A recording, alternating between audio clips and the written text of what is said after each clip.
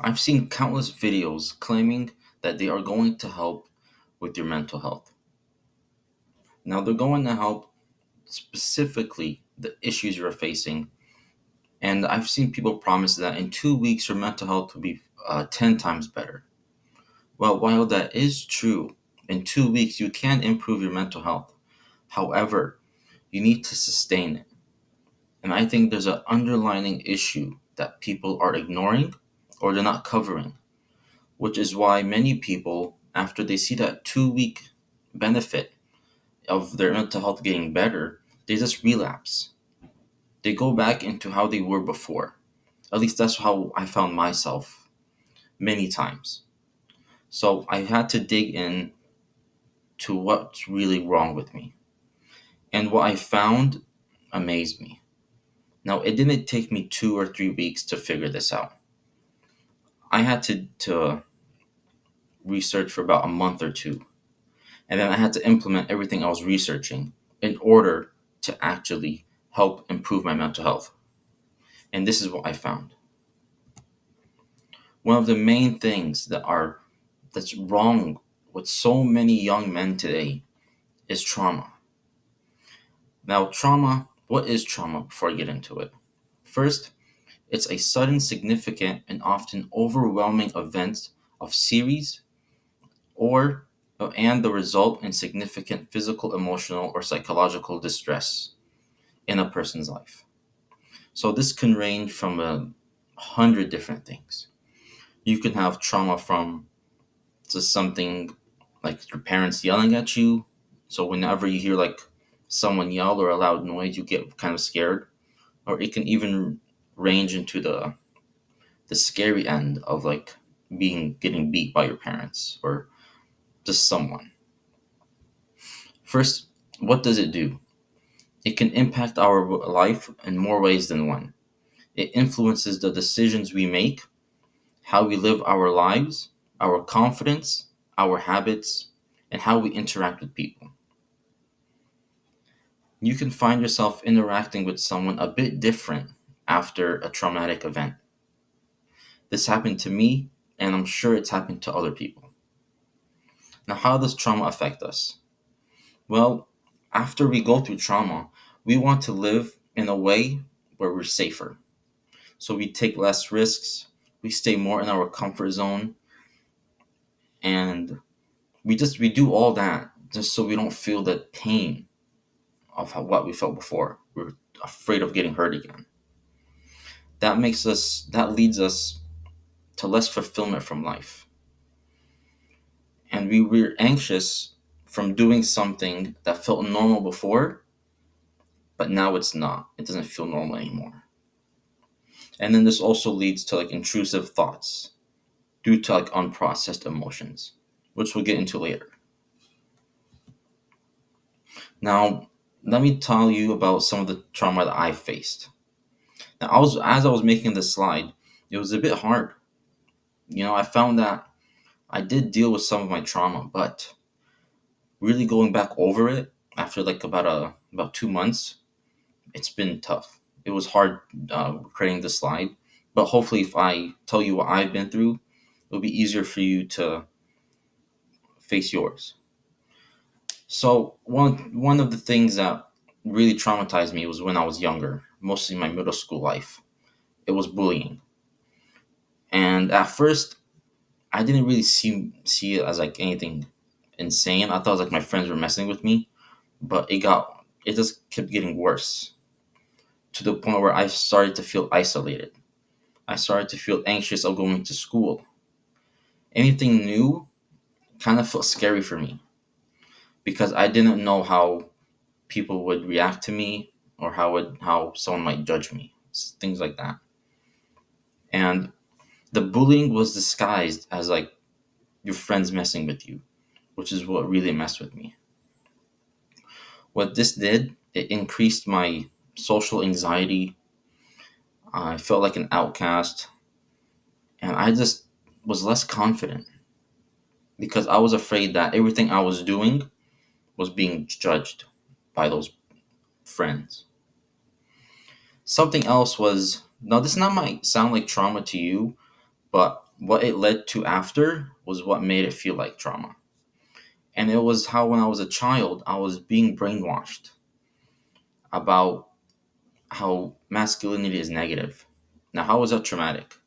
Well, when you tell a young boy that being masculine, or men in general, are violent and they're bad, you lose your sense of direction. When I was younger, I thought, I have to act like a man, follow how what my dad used to do, and my dad's a good man. And then once that got disrupted, I felt lost, and that continued all the way throughout my high school career, and even my first year of college. It was insane, and then because of that, I made many mistakes, and it's just something that some things you shouldn't just tell a child. It's insane. Like, I was in middle school, and you're telling me that. It messed up everything for me. I've had to work extremely hard just to get back to my baseline. But yeah, enough of that. So this led to intrusive thoughts about how the world sees me. Because of all this negative talk about how men were, I thought my presence just made women uncomfortable, which is complete nonsense. You don't know what people are thinking, right? And if you're just living your life innocently, you're not doing anything wrong, you shouldn't feel like you're making anyone uncomfortable, because that's not how you're supposed to live. And if you live that way, you need to just get into the mindset that you don't know what people are thinking, and it doesn't matter what they're thinking. As long as you need to do what you need to do, get your work done, and leave out of there, you'll be fine. And then all of this, like all the bullying and then all the negative talk I've been getting, it led me to being afraid to defend myself, which is like the side effect of all of what you shouldn't be telling it to a child, and at the same time bullying. And when you're afraid to defend yourself, it leads to a lot of bad things.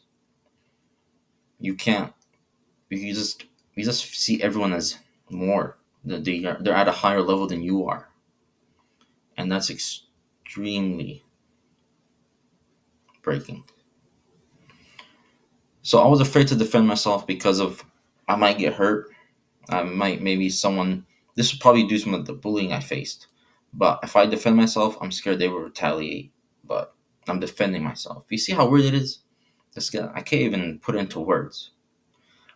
But also, I also cared about what people thought of me because of all that I've been through, and then I was easily intimidated, and then I saw myself as less than everyone else.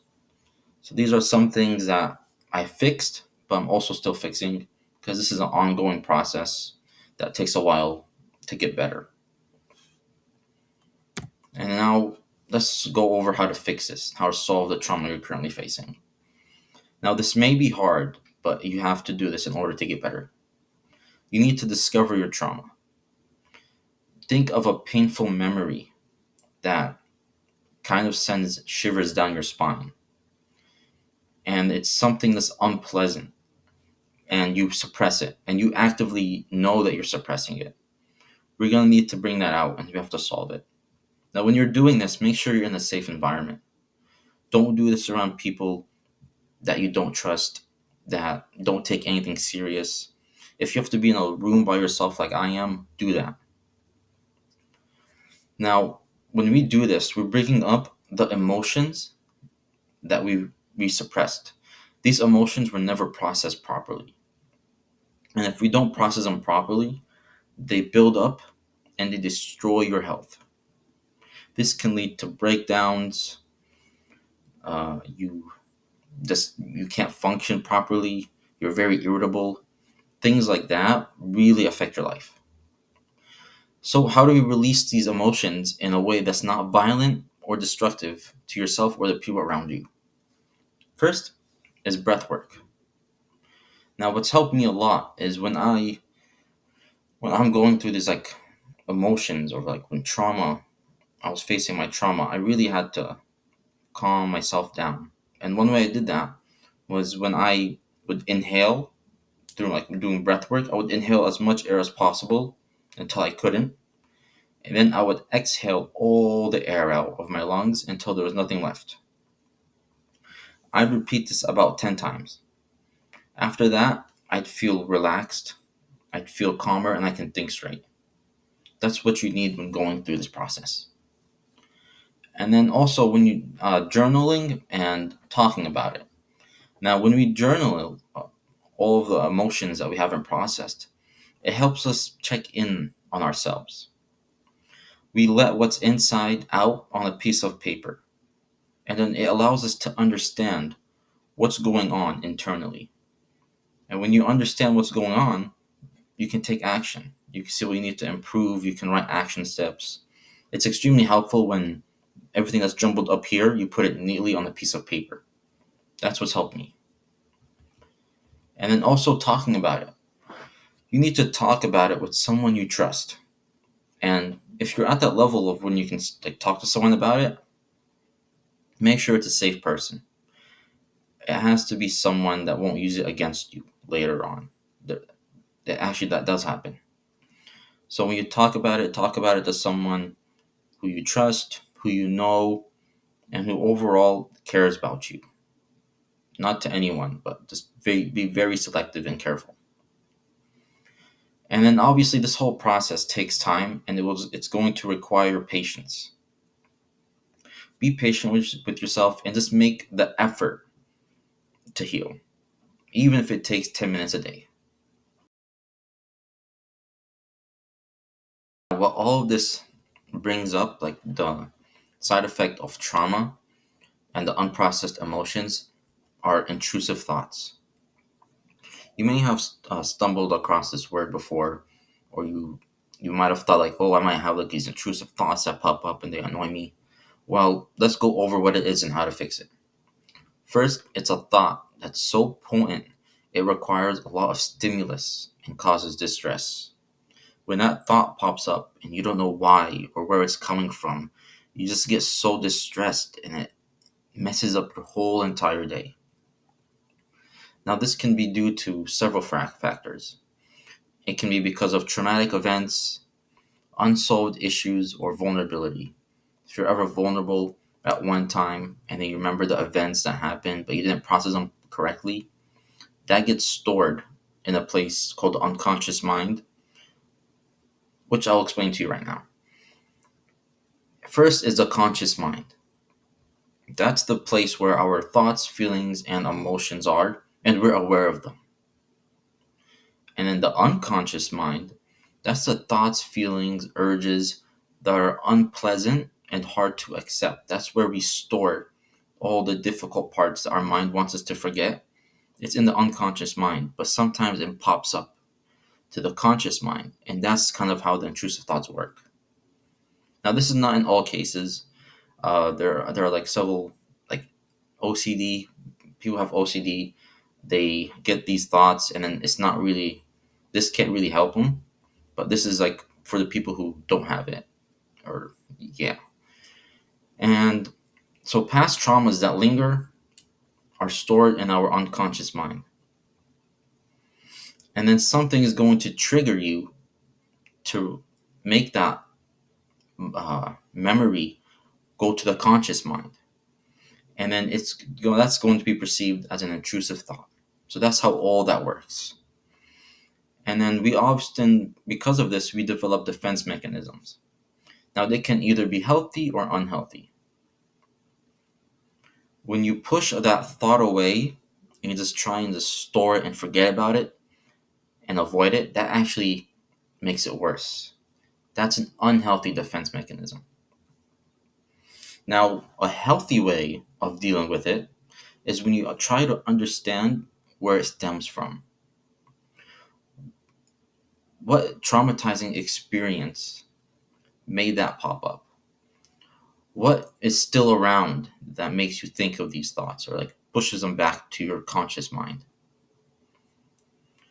Well, you need to realize it's from a traumatizing experience. And once you realize that, you're halfway through letting that thought go and actually accepting it, and just whenever it comes to you, you just act normal. It comes in and it goes away. That's actually a healthy way of processing intrusive thoughts. When it comes in, you understand where it came from, you work through it, you realize that, you know what, that was from my past. I learned from that moment. It's an experience that wasn't pleasant, but I got better. And so I don't associate with that thought anymore. Your thoughts, you are not your thoughts. So you've gotten better. You just let that thought go away. And even though if it just pops up randomly, you know exactly what to do. You know how to process it. It's normal. You stay calm. You just let it go by. That's how I dealt with it. And that's actually a healthy way of dealing with it. So, some more ways to solve this, to solve intrusive thoughts, is when it comes to a mental health issue, we need a behavioral change.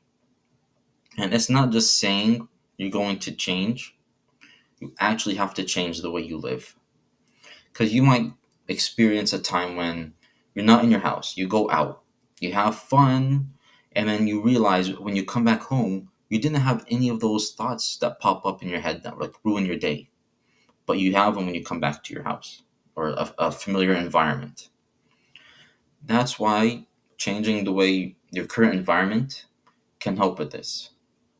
Like instead of, you can reposition where your desk is. You can change how your bed is positioned. Anything that makes it feel like a newer and better environment. So you also need to do an action that will lead you to be a healthier person, and then also your life is more fulfilled. And this something that you do needs to help you realize what you actually want to do in life. Because if you're going through this behavioral change, all these like actions and all that, it can help you find something that you want to work on continuously every day. And then this something needs to feel effortless and something you look forward to every day. But you have to try multiple things in order for it to feel like that. So if you don't find it right away, don't worry about it. As long as you get in the habit of trying something new, and then you do find something you like and stick with it, that's the important part. Once you take action, the intrusive thoughts start to go away. And when your intrusive thoughts go away, you're left with a clear mind. When your mind is clear, it opens up a path to something, to like a better life. So when I started to fix all of my issues with my like, intrusive thoughts and trauma and all that, I found that I could think clearer. I could plan out what I wanted to do during the day better. And instead of worrying about just thinking negatively, like automatically, I would start thinking about positive things and like things I want to do throughout the day. And that's what I want for you guys. So we need to take out something else that might be an issue for you is there are multiple voices in our head. And one voice is yours. The other voice is someone else, like your family or friends, social media. We need to get rid of those voices and we need to keep your voice. And then these other voices, they can limit you to what you want to do, they can depress you, all that stuff. Most of the reason why you limit yourself is because of what someone else told you. We need to stop that. You need to get rid of those voices and just listen to your own.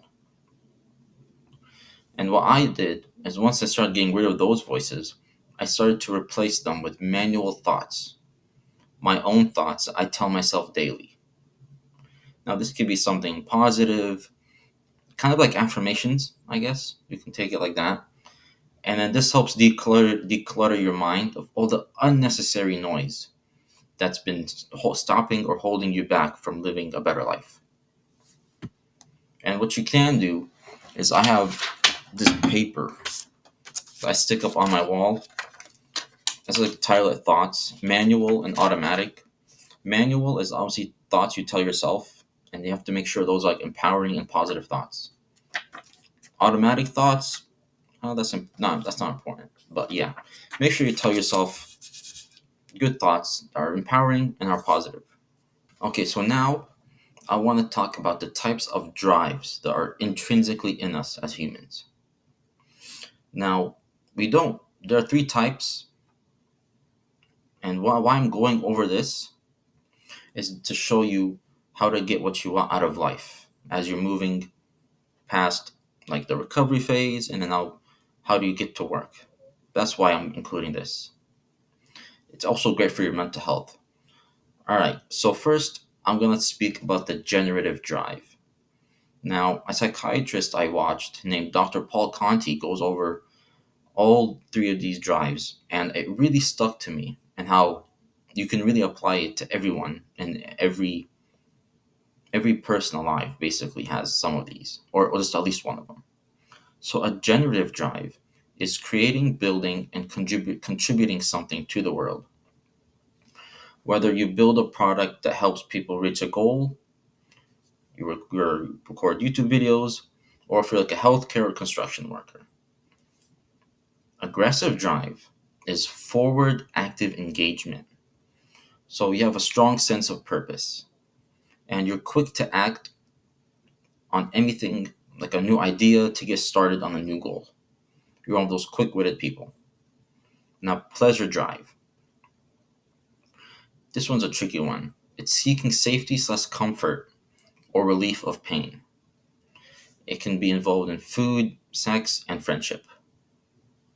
Now, too much of these drives are bad, and too little is also bad. What you want is enough of a certain drive to accomplish a goal. You don't want to have too much of anything because that can mess up with your mental health or just unbalance your life, and we don't want that right now. So this is why I included this slide about how to balance all these drives. Now, why I talk about balance is because the human body loves balance. And if your blood pressure is too high, your body's going to work to bring it back to normal. It requires balance to function properly. So let's go over the type of drives if they're out of balance. So if your pleasure drive is too high, you're going to indulge in unhealthy habits. Like, for example, you're going to binge eat, or you're going to involve yourself in like irresponsible sex because that's pleasurable for some people. And once you indulge too much in it, it starts becoming a bad thing. And then also, if your generative drive and your aggressive drive is too low, you won't have enough energy to build or create the life you want. And then you're also not going to have the ambition to go after the goals you've set. So, how to balance everything is you need to understand what you're doing too much of or too little of and try and bring it back to balance. How to do that? You need to understand the type of place you're currently in. You need to accept that reason. You need to find out why and then accept it. And then you need to plan a route out of there. That way, you're helping balance all three of these drives and you can start using them slowly in order to get out of there or to plan a route to a better life. Now, taking time to think about your situation allows your body to generate the type of drive you need to get into a better place. That's why you need to take time and actually think about the situation you're in and then plan a route out of there. So, what we need are goals. Goals require all three types of drives, and it's going to be in a productive and healthy way to express the human desire to build. Humans, we all have a purpose. And then that purpose needs to be fueled by these three drives that we went over: the generative, aggressive, and then pleasure. We need all three of them in order to reach our goals. So once you have a goal and then you implement these properly, that's a healthy way of balancing them out. Now we're going to move on to a different topic. And I label this topic doing what you want. Most of our misery comes from us doing work or something that's not meant for us. For example, when you're in a situation when you're like either it's a job or in school and you have that feeling, I'm doing something that's not working for me, but I'm also not doing the things that I should be doing. My goal here is to take you from misery to happiness. So we need to stop doing things that other people want from you and then do things for yourself. So why do we do this in the first place? Let's go back to the unconscious mind, all the thoughts, ideas that are stored in our brain, but we're not aware of them. These are internalized ideas that we might have gotten from parents, family members, social media, all that. And for example, it's like a high paying job that impresses people, or thinking like a certain way to impress or please the people around you.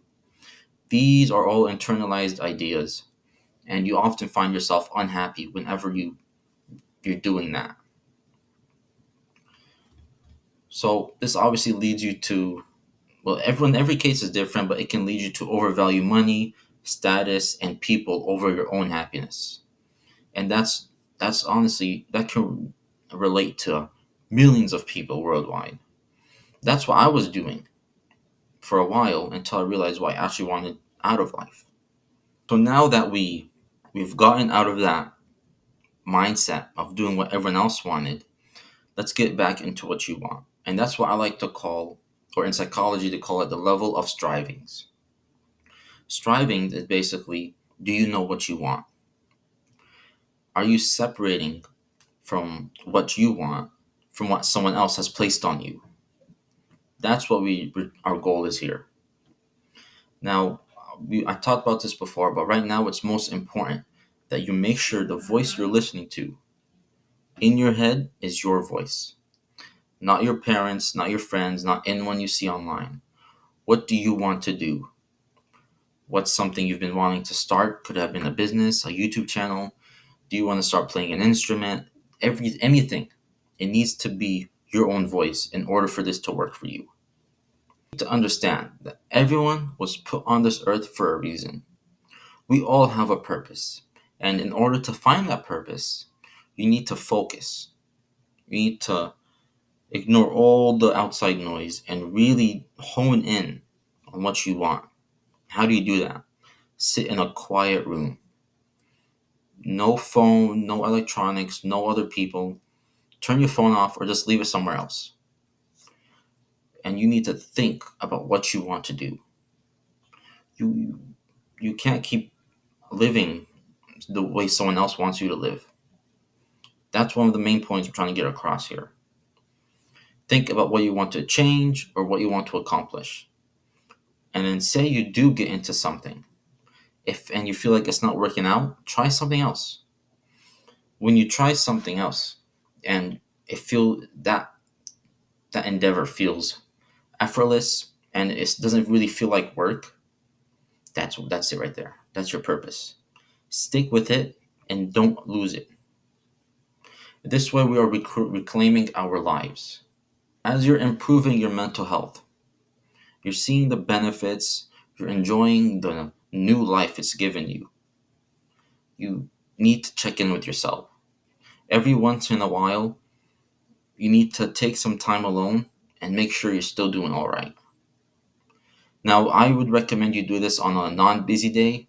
So, usually it's like the weekend or someday you don't have a lot of plans. And we just need to assess how we're doing mentally. Is something bothering you? Are there any unprocessed emotions that you felt throughout the week that you haven't expressed? And something you haven't talked about or journaled? These are important for maintaining good mental health. Even after this video, if you never come back to this video, the one thing I want you to remember are these check-ins. If you've improved your mental health, so you need to make sure you keep checking in with yourself to make sure you're still at that proper level, the healthy mental health level. These check-ins are important for maintaining your mental health, and it helps keep yourself in check.